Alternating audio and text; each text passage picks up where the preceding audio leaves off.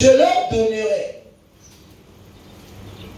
un même cœur et je mettrai en vous un esprit nouveau. C'est-à-dire qu'il enlève un vieux esprit en nous. Et il dit, j'ôterai, c'est-à-dire il va enlever, j'ôterai de leur corps le cœur de pierre et je leur donnerai un cœur de chair. Donc il y a un cœur de pierre que la parole doit briser pour qu'on ait un cœur de chair où il y a la compassion. Et il dit encore, afin qu'ils suivent mes ordonnances et qu'ils observent et pratiquent mes lois. Et ils seront mon peuple et je serai leur Dieu.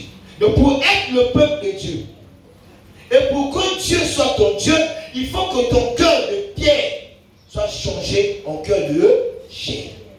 Et cela se fera comment?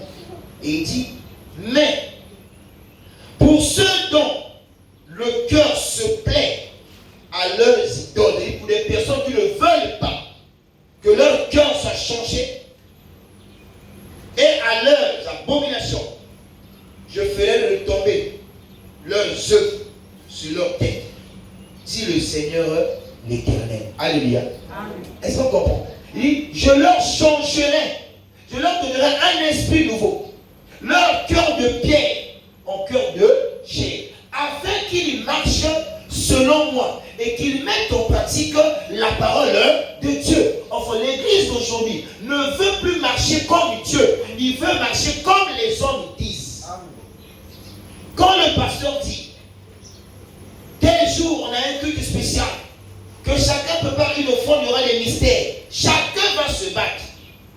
Même si le plus pauvre de la terre a emmené quelque chose parce que l'homme de Dieu a dit, vrai ou faux. Ouais. Mais quand Dieu dit, aménagez-vous les efforts à produire des bons fruits. Ah, on est habitué à ce message-là. Tous les jours on dit les mêmes choses.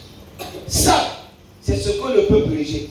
Mais ce que disent les hommes, c'est ce que le peuple s'y attache.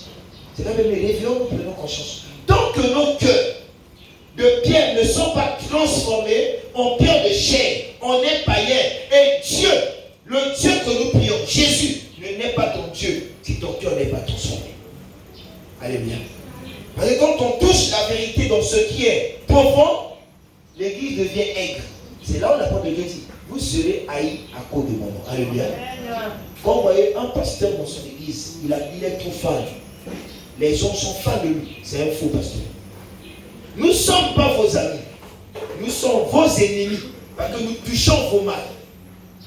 Aucune personne sur la terre ne pourra applaudir une personne qui le condamne, qui le juge. Vrai ou faux? Jésus a été condamné à cause de sa justice. Vrai ou faux? Mais vous nous aimez à cause de quoi? Parce que nous ne touchons pas vos péchés. Nous les cajolons. Nous les choyons. C'est à cause de ça que vous nous aimez. Mais lorsque vous commencez à toucher, à traiter le problème que Jésus nous a envoyé en mission, à traiter le problème du péché et du caractère, le pasteur est mauvais. Lui, il veut monter quoi? C'est lui qui est le meilleur pasteur parce que ton péché a été touché. Et c'est pour ça que nous sommes ici. Alléluia. Dieu ne nous a pas établis pour être des amis des brebis, mais on est là pour apporter aux brebis, apprendre aux brebis la voie à suivre. C'est quand même le berger a toujours un bâton. Vrai ou faux? Le bâton ne sert à quoi? À frapper, non? Mais pourquoi il doit frapper? J'ai posé la question à une personne un jour. Aujourd'hui, je suis à faute, que Dieu soit heureux. J'ai dit, pourquoi vous m'appelez souvent papa? Et que c'est moi qui vous ai mis au monde Chanel. Amen. Quand vous appelez papa, c'est que vous reconnaissez que l'homme là a un pouvoir de nous aider dans notre éducation spirituelle. Vrai ou faux? L'homme est capable de nous aider pour un bien. Quel est ce père qui désire ce qui est mauvais pour son enfant? Est-ce qu'il existe? Il dit, mais si vous m'appelez père, pourquoi quand je vous reproche, vous fuyez l'église? C'est que je ne suis pas votre peuple, les hypocrites. Il faut dire les choses que vous devez aimer. Alléluia. Quand vous l'appelez, c'est notre père. S'il est père, il peut sanctionner. Il doit punir. Parce que c'est mon père qui me punit. Quand vous vous opposez au châtiment qu'on vous donne pour votre bien, vous n'êtes juste pas votre père. Appelez mon frère marié, je serai d'accord. Que d'appeler père, vous êtes hypocrite. C'est archi faux. Non, il faut que nous soyons sérieux avec ce que nous disons. Ne faisons pas les choses parce que les gens ont l'habitude d'appeler papa.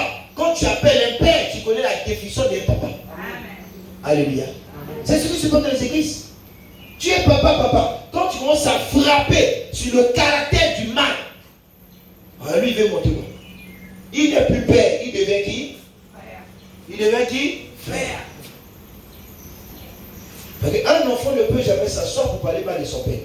Il parle que mal de son frère et de sa sœur. Vrai ou faux? Mais si l'évangile ne vient pas pour changer les cœurs de Pierre en chair,